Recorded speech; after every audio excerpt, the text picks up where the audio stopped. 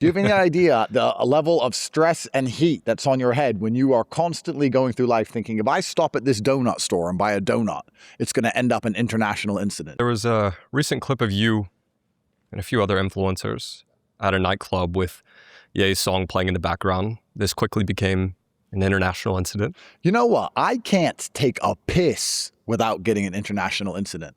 Do you have any idea the level of stress and heat that's on your head when you are constantly going through life thinking, if I stop at this donut store and buy a donut, it's going to end up an international incident? Yeah, I didn't expect that.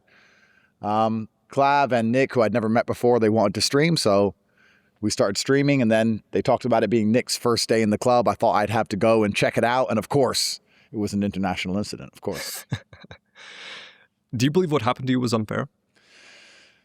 Look, I've never said anything positive about Israel in my life ever.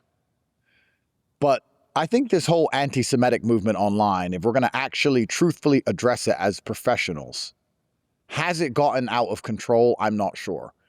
If I walk down the street and someone comes up to me and says, hey, Andrew, hey, I'm a huge fan. Hi, I'm from Israel. I'm going to say, okay, can I have a picture? Sure. Am I supposed to punch them in the face? Am I supposed to pull out a knife and stab them? It seems like that's what some people want you to do. Well, that's what people want me to do, right? If someone comes up to me and says, hey, Israel's government is justified in their genocide, I'm going to say, no, they're not.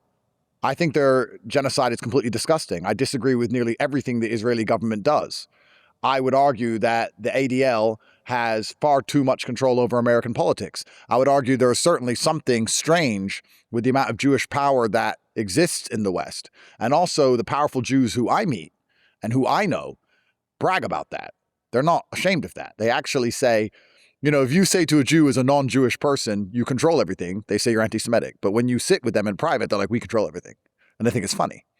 So all of that, I've been very clear on my positions, but people seem to believe I should just, I don't know, walk around and randomly attack any man who comes up to me who hints that he might have visited Israel at some point.